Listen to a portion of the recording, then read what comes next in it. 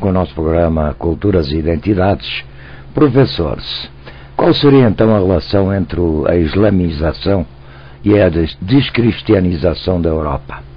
Porque, de acordo com as teorias de filosofia perennialistas, o cristianismo ocidental ele entrará numa fase de triunfo do esoterismo, né, com a perda de toda a busca espiritual individual.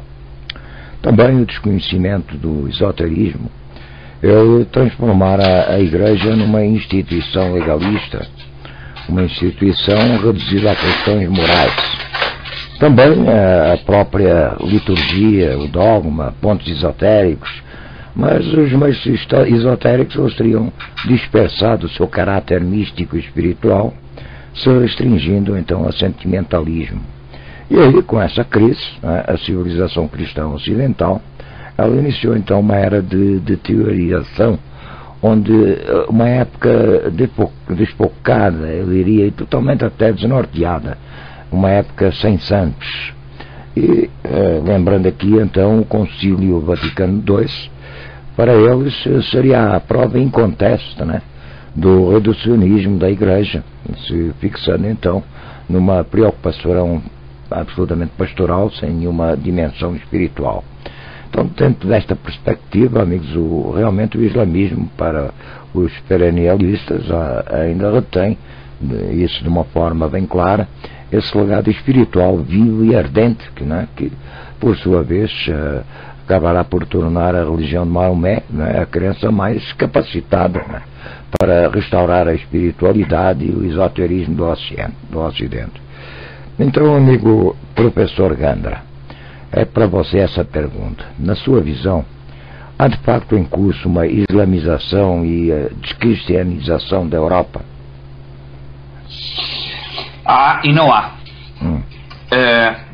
E, portanto, é preciso atender a vários fatores que eu penso que são importantes. E alguns deles são nos exteriores da humanidade.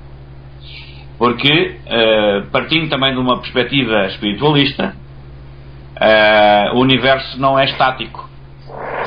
Tal como nós não somos, o universo também se manifesta por ciclos e por diferentes modos e formas específicas de diferentes tempos e diferentes épocas. E, portanto, a primeira coisa que nós temos que ter em consideração, quanto a mim, é o seguinte. Atendendo apenas às três chamadas religiões do livro, isto é, ao judaísmo, ao cristianismo e ao islamismo, nós verificamos que há um desfazamento temporal, cronológico, entre as três religiões. O judaísmo está a viver já no está praticamente a atingir o 7º milénio. Já está no 6º milénio e meio, mais ou menos. O cristianismo está no princípio do 3º milénio. E o islamismo está no século XV. Ou seja, tem milénio e meio de história. Ora, isto também é um elemento a ser considerado, temos que considerar no entendimento da própria manifestação da religião em si. Se nós compararmos os dois ciclos anteriores, a saber, o do judaísmo e do cristianismo, e o islamismo, todas as três religiões sofreram os mesmos fenómenos praticamente no mesmo tempo de vida de cada uma delas. E um dos fenómenos que é visível imediatamente por toda a gente e compreensível é o afastamento em determinado momento de um ramo único em cada uma dessas religiões e a criação de dois ramos. No judaísmo temos aquilo que se chama habitualmente o sefardinismo e o askenazismo. No cristianismo temos o catolicismo e o protestantismo. E no islamismo temos o xiismo, o sunismo e o xiismo. Aliás, pela ordem devia ser ao contrário, xiismo e sunismo. Porque é mais antigo o xiismo que o sunismo. E, portanto, se nós continuarmos a fazer esta análise, vamos verificar que há, efetivamente, certos factos, certos eventos que surgem de dentro destas religiões e que vão determinar o seu futuro e que vão, evidentemente, condicionar, inclusive, o seu devir. Bem, mas eu não quero amassar os ouvintes, evidentemente, e, portanto, deixo apenas esta reflexão, porque penso que seria útil entendermos efetivamente o porquê disto e as consequências disto. Eu lembro só um facto muito, muito simples. E já nem sequer vou recuar, porque aí seria estrondosamente, eu farei isso outro dia, aí seria estrondosamente evidente demais que as coisas dão mesmo certo, não é? Mas eu vou deixar isso assim no ar, sem esclarecer. Vou apenas lembrar um paralelismo entre o calendário cristão e o calendário muçulmano. Estão recordados os ouvintes que há uns anos Saddam Hussein invadiu o Kuwait e apresentou argumentos para esse efeito. Os argumentos que ele apresentou, curiosamente, são semelhantes aos argumentos que o rei Dom João I de Portugal apresentou para conquistar Ceuta. Agora, a coisa mais engraçada disto tudo é que os dois acontecimentos aconteceram no mesmo ano do respectivo calendário. Ceuta foi conquistada em 1415, o Kuwait, da Era de Cristo, o Kuwait foi conquistado no ano 1415 da Égira. Portanto, atenção, porque há coisas que nos escapam. Isto é uma daquelas coisas que nos escapa. E há, portanto, há questões que podíamos chamar imanentes, não é? Que têm a ver connosco e estão em nós e que são, digamos, podemos expressá-las diretamente, e há outras que são tão transcendentes que não temos como chegar a elas, a não ser que nos sejam reveladas, nos sejam, neste caso, até é melhor dizer, desveladas, não é? Porque revelar é voltar a esconder. E, portanto, esta é uma questão fundamental que eu tenho que ter em consideração previamente à resposta a essa questão que colocou. Eu disse que sim e disse que não. Lembra-se, Filipe? Não é? Bem, então, este é um dos primeiros argumentos para demonstrar que não. Ou seja, porquê? Porque há uma lei que nos ultrapassa, que nos transcende, cuja explicação nós não temos e não sabemos como poder vir a tê-la. Primeira coisa. Segunda coisa. Não é verdade, pelo menos no que diz respeito a Portugal, não é verdade que o cristianismo seja a religião mais representativa. Aliás, eu confiro, eu corrijo. Não é verdade que o catolicismo seja a religião mais representativa. Porque, se formos considerar o que aconteceu no século V da nossa era, quando um padre da igreja famoso, que viveu junto a Braga, chamado São Martinho de Dume, viveu em Dume, por isso é chamado São Martinho de Dume, que escreve um texto contra os pagãos, tentando evangelizá-los, e das 24 censuras que faz aos pagãos, Filipe, você sabe quantas é que a igreja desde então conseguiu evangelizar? Não tenho. Duas. Faltam 22 desde o século V. Continuamos a ser pagãos desde o século V. Portanto, essa ideia de que somos cristãos, católicos neste caso, não é? E que somos ainda por cima o país mais católico que pode haver, é uma completa fraude. Completa fraude. E, portanto, no nosso caso particular, portugueses, não podemos falar em descristianização. Eu penso que não podemos. Podemos sim falar de uma desistência da Igreja Católica porque verificou que era impossível levar a termo, levar a cabo aquilo que se propunha fazer, que era a evangelização dos pagãos. E já agora, por curiosidade, Filipe, uma das coisas que a Igreja conseguiu fazer, no caso português, foi a transformação dos dias da semana no sábado, no domingo, na segunda, na terça, na quarta, na quinta, na sexta e no sábado, em vez de dizermos dia do sol, dia da lua, dia está a perceber? São coisas menores, mas significativas. exatamente, e portanto eu francamente considero que é exagerado no caso português, e sublinho, por isso mesmo nós também não tínhamos os problemas que outros Estados da Europa têm, incluindo Espanha.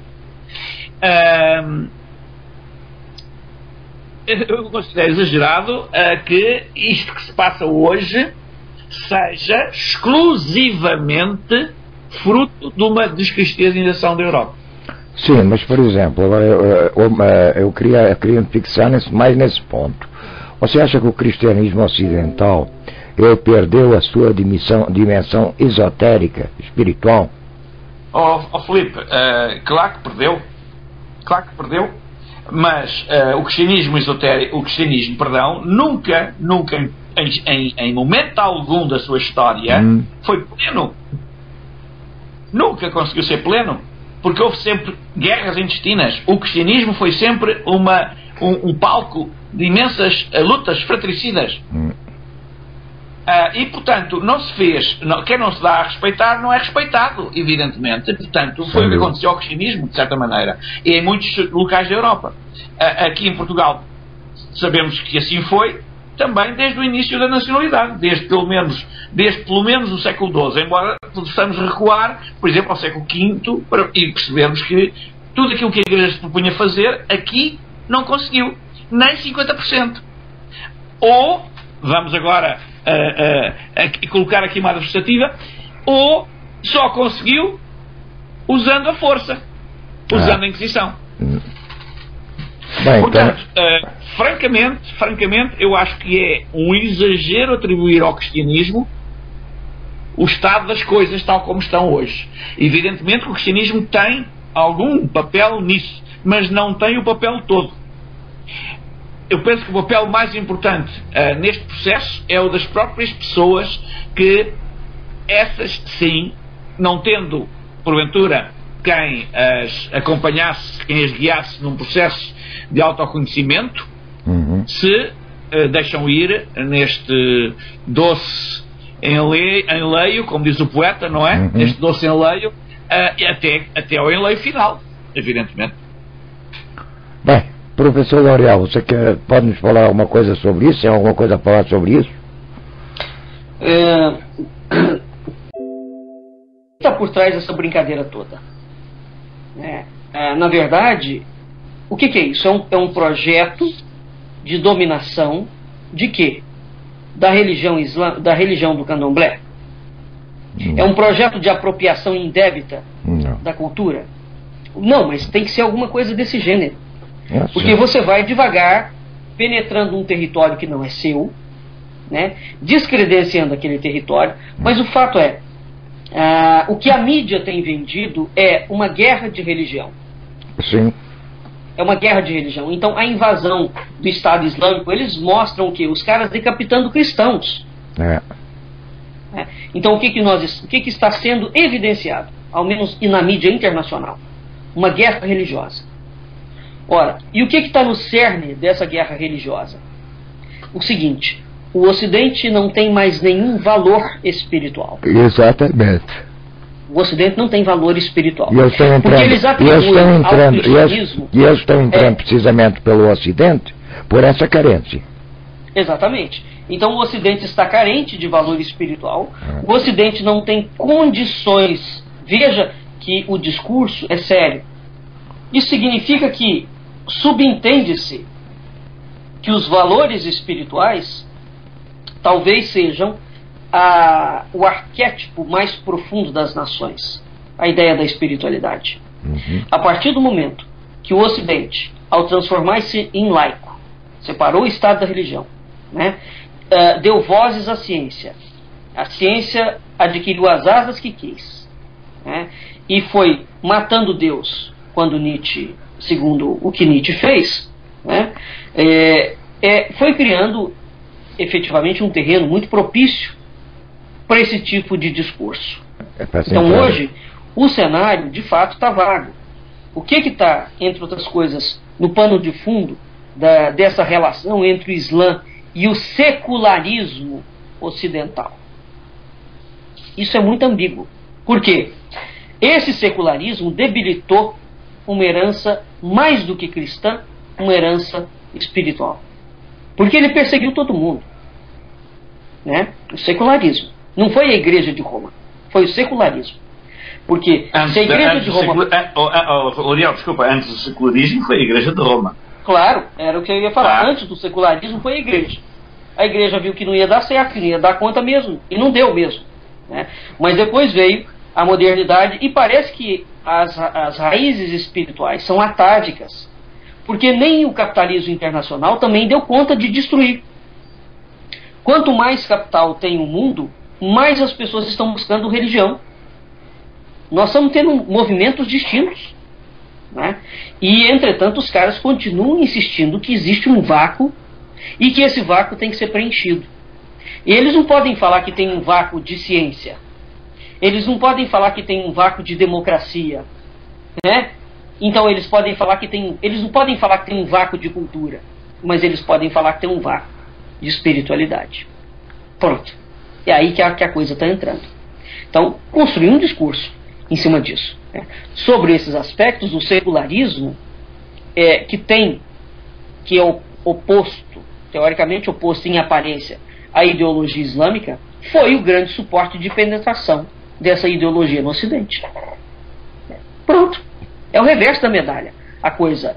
E ao mesmo tempo é muito curioso, porque os sheiks árabes, no país deles, vivem de uma forma. Quando eles vêm para o Ocidente, até as mulheres deles se vestem diferente. Se vestem à moda ocidental, são seculares, né? Então, entre a modernidade e o fundamentalismo, existe uma oposição esquemática curiosa, tá? Muito curiosa. Se foi um projeto eurocaucasiano que entrou no bojo dessa questão da formação de um capitalismo transnacional, isso é um fator de menor importância. Mas o fato é que o debate nesta vacância espiritual, qual é o cerne da espiritualidade? Parece que a espiritualidade, todos nós temos diferenças, mas parece que nós só conseguimos nos entender ou temos a capacidade de estabelecer diálogo dentro de uma premissa de arquétipos. Dentro de uma premissa de arquétipos. Então você veja o que o Gandra falou no mundo muçulmano, né? Quem vai, o Imam Mahdi, que vai vir o projeto califado, então, sob a perspectiva do mundo muçulmano, quem vai conquistar o mundo sob a hoste muçulmana é Jesus. Uai, mas do que nós estamos falando aqui? Jesus é muçulmano ou ele é judeu? Ou ele é cristão? Porque esse personagem ele aparece sobre a ótica cristã, ele não aparece sobre a ótica do judaísmo. Então, o que está em pauta, no meu entendimento, no campo místico do mundo, né? Porque a noção do imanato, do califado, o intercâmbio entre os xiitas e os sunitas, o sufismo é um ponto de intercâmbio. E o imanato é exatamente aquela fronteira mística de diálogo que supera essas distinções praticamente inconciliáveis entre os xiitas e os sunitas, né?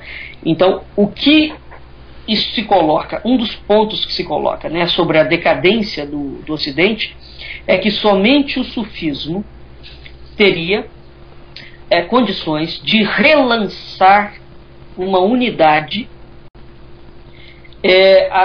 de modo a criar novamente uma faceta de transcendência no mundo ocidental para abolir as diferenças exteriores. O que está por trás da chamada mística islâmica é isso. Então, a gente está falando da formação de uma elite espiritual sobre a mística islâmica, né, que é, sem sombra de dúvida, um fator fundamental de coesão interna no islamismo. Os sheiks, a tarika. Né? Então, esse globalismo agressivo do mundo islâmico, que fala do califado universal, um dos lados dele aponta exatamente para essa ideia de que o esoterismo sufi representa essa grande força de unificação espiritual de diversas correntes religiosas e ideológicas. Aqui já não mais religiosa, ideológicas. Você entendeu? O pano de fundo da coisa é muito curioso, porque entre os vários aspectos eles atacam o cristianismo, eles não atacam o catolicismo, porque o catolicismo é Roma. E é interessante aquela situação. Aquela quantidade de gente que está chegando em quilos, em botes, parando na Itália, né, vindo supostamente das guerras. O Papa falando que está sendo ameaçado pelo Estado Islâmico. Ao mesmo tempo, o Estado Islâmico, o mundo islâmico, o projeto Califado solta um mapa em que aonde está pintado de negro, o califado domina. E curiosamente, a bota, que é o catolicismo, a bota romana, não está pintada de negro. Mas como assim? O problema não é o cristianismo? Bem, nós temos um outro bloco que a gente vai discutir isso. E uma pergunta que eu faço é o seguinte: por que é que será que a maior parte desses imigrantes para a Europa estão desembarcando na Itália? Pois é. Não é? São essas coisas. Tem essas coisas. Criou-se um jargão. O problema é a falta de espiritualidade. O ocidental perdeu valores. Não, o ocidente tem valores. Tem valores sim. E esses valores são subjacentes e eles são poderosíssimos e eles estão aí, né? Tem uma força muito pujante. Agora, de fato, existe uma política e uma economia que faz questão a todo momento de impedir, inclusive nos meios acadêmicos. Os meios acadêmicos são altamente comunistas. Você veja o que foi entronizado. Por que as universidades, notadamente as universidades brasileiras, foram aparelhadas com um pensamento marxista? Porque o problema do comunismo é que o comunismo é ateu. Ele não é laico, ele é ateu. Ele odeia completamente e persegue todo tipo de religiosidade e de espiritualidade. Né? E nós temos um projeto em curso e instalado, pelo menos nas Américas, nessa brincadeira toda, comunista. Bem, mas aí essa é uma contradição, L'Oréal. Porque então, por que é que eles estão preferindo entrar pela Europa e não entraram pela Rússia ou pela China? Será? Por quê? Não, mas, Felipe, o projeto, aí é que está, o projeto é euro-caucasiano, é euro-islâmico. Até que ponto a Rússia, você vê que a Rússia não se mete com o Estado Islâmico, muito pelo contrário, até passa a mão na cabeça dele, com o mundo árabe. E o mundo árabe também não fala mal da Rússia. Não. O que está em jogo aqui é o seguinte: quem vai comer a perna de quem? Bem, nós temos uma discussão. Ou eles estão se unindo para construir alguma outra coisa? Bem, o que eu sei é o seguinte, que realmente, né, eles estão entrando pelo lado mais fraco. O lado que está mais enfraquecido, primeiro, como o Gandra falou, que realmente o catolicismo, né, ele não é tão fervoroso quanto deveria ser ou quanto o islamista, né? Não existe. O cristianismo é muito passivo, né? Você veja que até nessa nova onda de evangélico, você veja um culto evangélico como o pessoal é fanático, né? O cristiano não é tão fanático assim, né? Então, até porque também pela forma de fazerem o culto, né? Mas temos uma discussão aqui, e que eu gostaria de trazer para a discussão antes do final do programa, e agora são 20 para as 10, 21 horas e 39 minutos. Eu acho que esse assunto vai também ir ao encontro daquilo que estás falando, L'Oréal. Tem um artigo, um alerta aos evangélicos, para evitar as contaminações da nova era. Esse artigo é do Júlio Severo, onde ele acusa os católicos brasileiros de serem os principais divulgadores de René Guénon, um suposto islamista, como estratégia para atacar o protestantismo. Então aqui, amigo L'Oréal, é curiosa essa afirmação, uma vez que ela imputa aos católicos trabalharem a favor da islamização do mundo. Pois é. Vamos lá, vamos, Gandra entra na discussão também, L'Oréal também. Vamos falar um pouco sobre isso. Ok, vamos lá. L'Oréal Vamos lá, L'Oréal. Faz a tua parte aí que depois eu gostaria de ouvir também o Gandra. Pois é, você veja, isso é um comentário e um artigo, né, de um indivíduo que vem teoricamente trabalhando a favor dos evangélicos, e ele mistura várias coisas. Ele fala que René Guénon é nova era, né, e ele coloca o portal conservador católico, né, e todos os movimentos católicos, notadamente brasileiros, veja, ele se atém especificamente a isso. O Brasil é um país que está dominado pelo islamismo.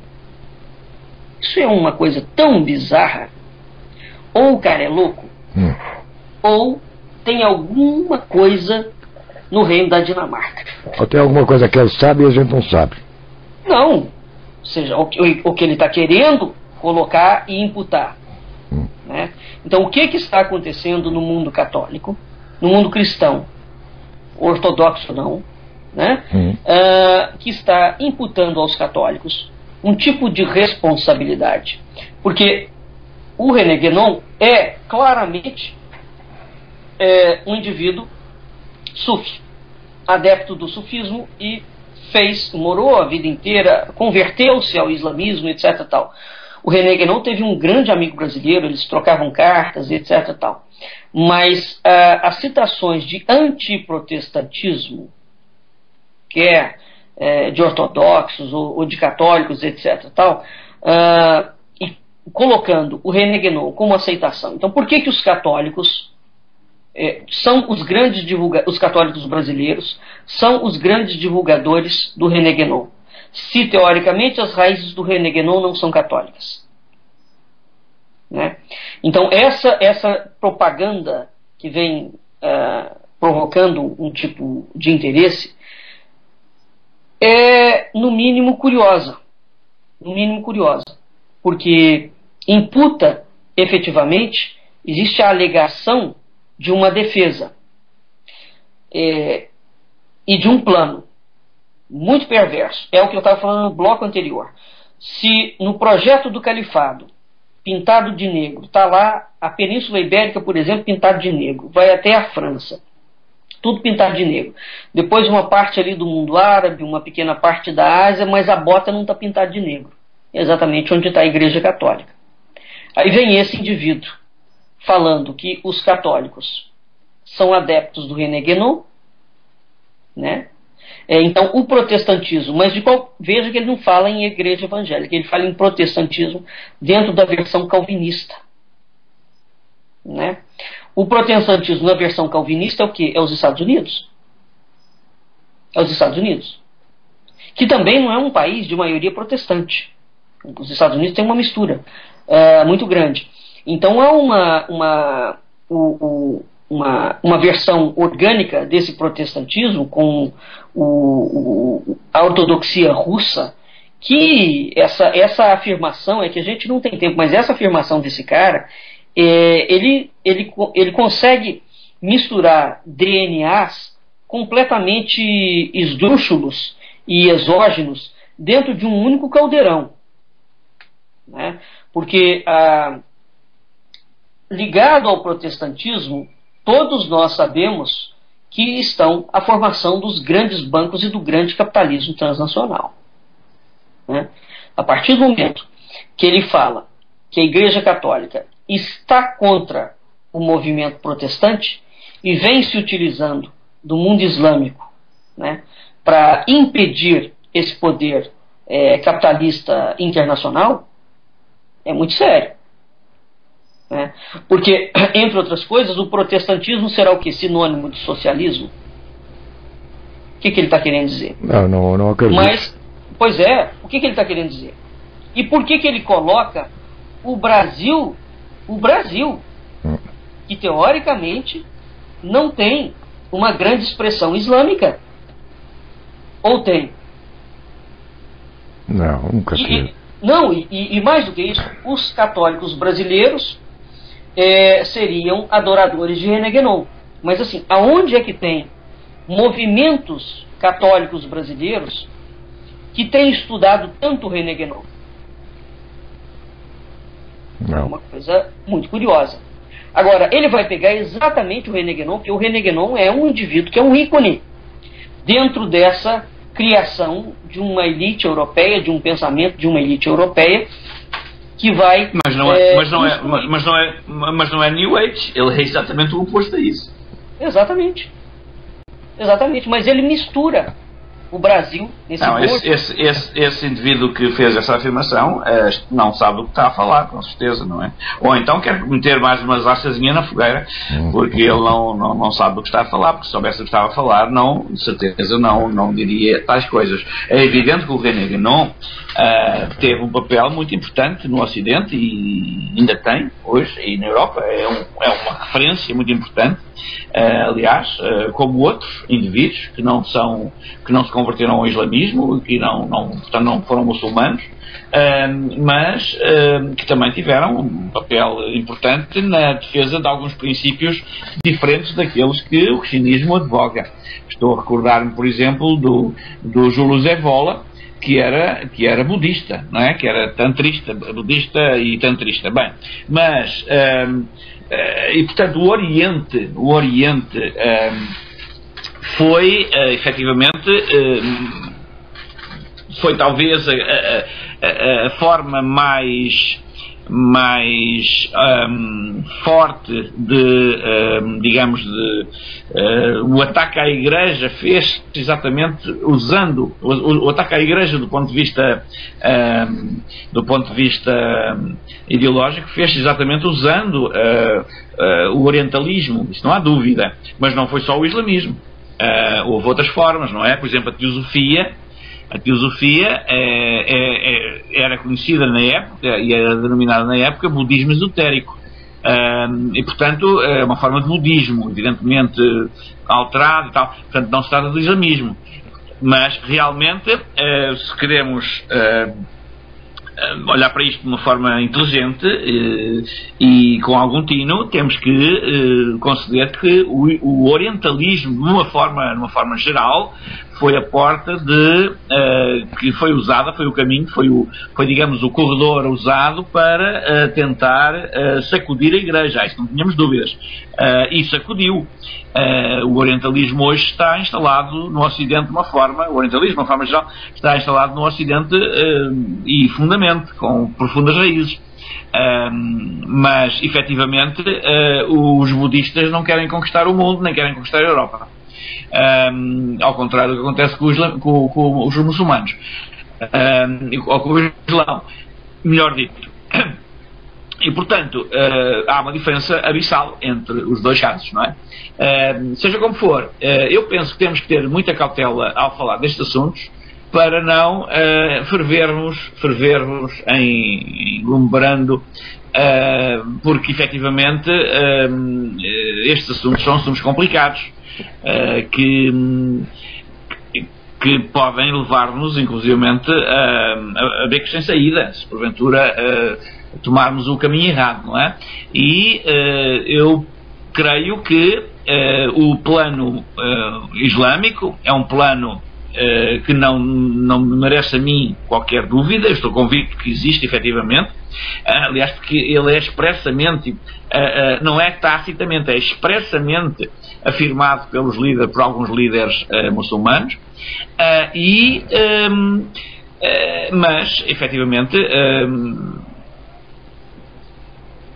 tem que haver alguma esperança também por parte da Europa, sobretudo da Europa, que é o principal visado neste processo.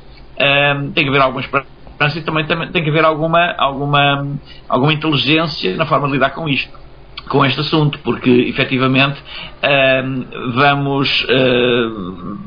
eu também creio que em algumas partes da Europa o processo é irreversível.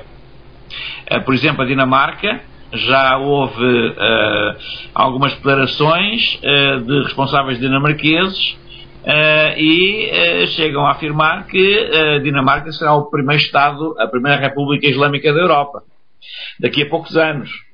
A Bélgica não afirmou tal coisa, mas deixa transparecer que se calhar também está nesse caminho. E por aí fora, o sul de França está praticamente...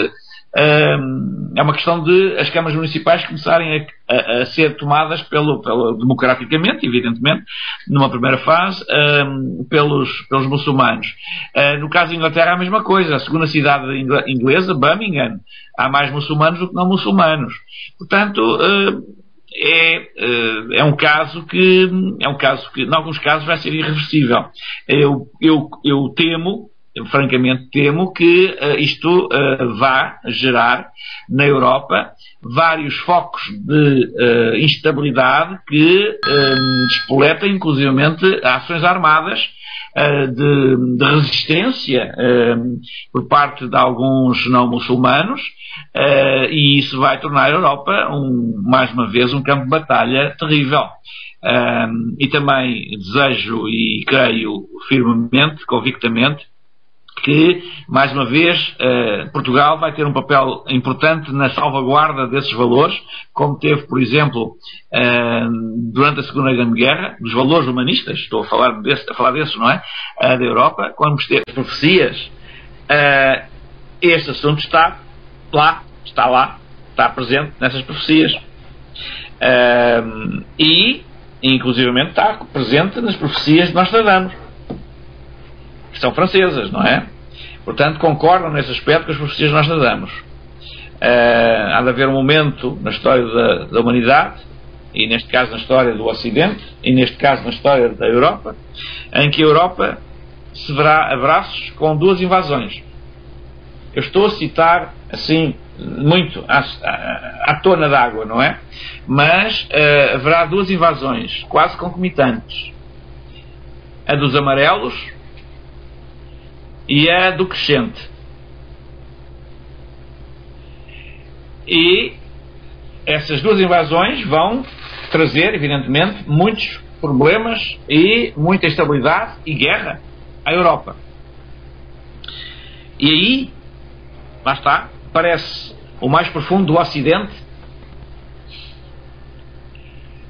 a ter um papel de retaguarda, de salvaguarda, e depois aparece também uma outra palavra que habitualmente é lida e traduzida como sendo os Estados Unidos da América do Norte. Mas, francamente, eu creio que não se trata dos Estados Unidos da América do Norte. Eu creio, francamente, que só pode tratar-se do Brasil. Ou seja, o Brasil pode ter um papel, de acordo com as profecias, o Brasil certamente terá um papel fundamental, crucial, na resolução do problema. Mas não é, evidentemente, não é tomando partido pelos conquistadores. É tomando partido por aqueles que vão ser desapossados das suas casas, da sua identidade e das suas raízes na Europa. Bom, L'Oréal, a tua palavra é tua, velho. Não, eu acho que já falei o que tinha que falar aí. Essas coisas todas, nós precisamos de ter um olho, uma visão um pouco mais atenta, porque pontas aparentemente soltas, na verdade, elas não estão soltas, não. Elas se unem mesmo, né? Esse Júlio Severo, quando você visita o site dele, o blog dele, etc., o indivíduo fala claramente da junção entre protestantismo e capitalismo.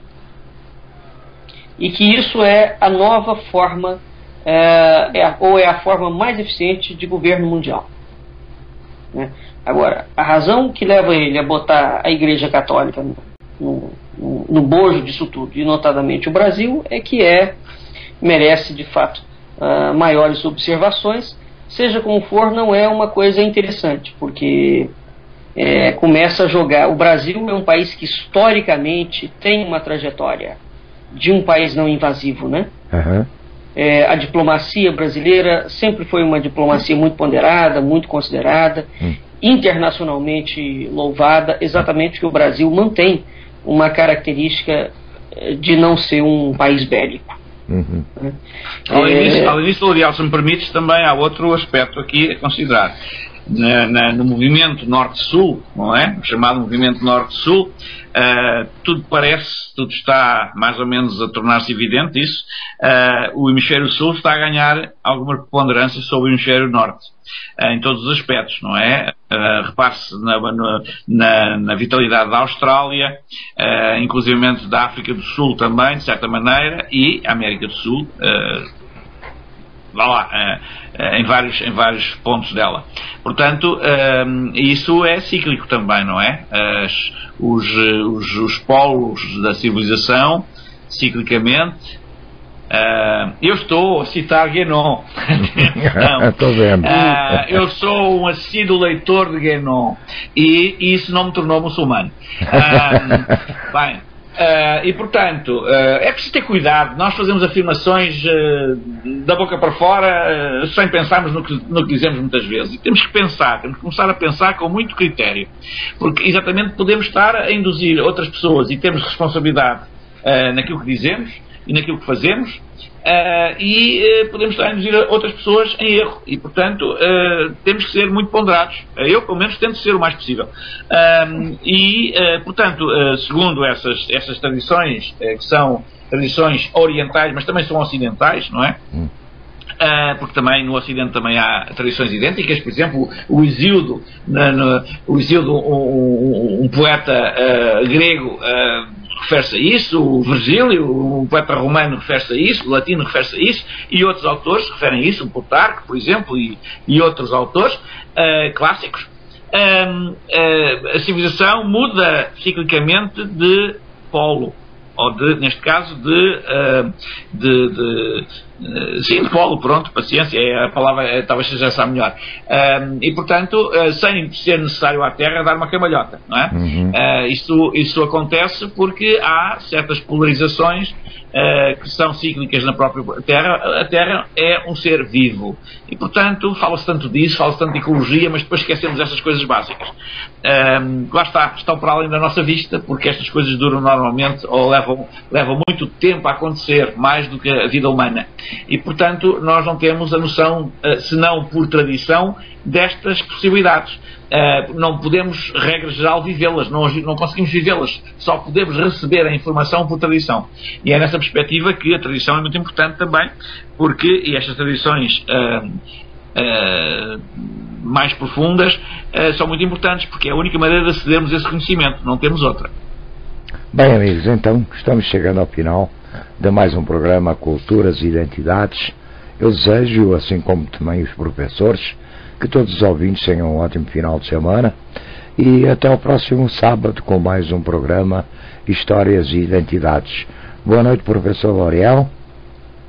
Boa noite, Felipe. Boa noite, ouvintes. E também faço minhas palavras do Gandalf. Eu também sou um leitor assíduo do René Guénon e de forma alguma o que a gente abordou hoje, nós estamos falando do que dizem, né? Sobre coisas que dizem. Evidentemente que eu não concordo com essas coisas que dizem sobre que o René Guénon é um homem muito profundo, muito sério e de uma espiritualidade pujante, e o islamismo tem sim, a tradição sufi tem sim uma espiritualidade magnífica. O Júlio Zévola, como o Gandalf citou, por exemplo, foi um dos conselheiros do Mussolini. E vai dizer que o Júlio Zévola era adepto de arrancar a cabeça das pessoas? Nunca foi. Não. Então uma coisa não tem nada a ver com outra coisa. Por conseguinte, quando esse indivíduo vem e imputa ao René Guénon, né, um projeto de dominação do Ocidente para matar criancinhas, tem que tomar cuidado com esse cara. É exatamente o oposto. O cara está falando uma coisa, pegou um indivíduo que é um ícone dentro de um universo, no Ocidente está simplesmente criando um ponto de névoa e de difamação, no mínimo estranho, e botando o Brasil de roldão nessa coisa. E não deve. Professor Gandra, boa noite. Alguma coisa? Boa noite a vocês dois e boa noite aos ouvintes. E até para a semana, se Deus quiser. Então, estamos chegando ao final. Filipe, eu disse se Deus quiser. Se Deus quiser. Mas Deus quer, Deus quer. Estamos chegando ao final, então, de mais um programa. Agora sim, ao final de mais um programa Culturas e Identidades, 20 horas e 1 minuto, 22 horas e 1 minuto. Tenham todos, então, um ótimo final de semana. E até o próximo sábado com mais um programa Histórias e Identidades. E mais uma vez, muito obrigado pela vossa audiência. Lembrando sempre que a história é um conjunto de mentiras, né, sobre as quais se chegou a um acordo. E esse programa tem precisamente essa finalidade. A finalidade de nos trazer releituras, né, e outros pontos de vista sobre a nossa história comum. No próximo programa, o professor Ariel tem algum tema que irá ser abordado para deixar para os nossos ouvintes? Ô Felipe, não me ocorre nada agora, mas vamos pensar em algo para botar eles com pulgas. Então tá bom, então é isso, fiquem no aguardo, porque nós divulgamos sempre com antecedência o tema do programa. Cultura então não é entretenimento para nós, cultura para nós é cuidar do futuro sob a forma de palavras e sons. Divulgando então e democratizando a Cultura Online Brasil está presente desde 2007. Muito obrigado mais uma vez e até o próximo programa. Boa noite.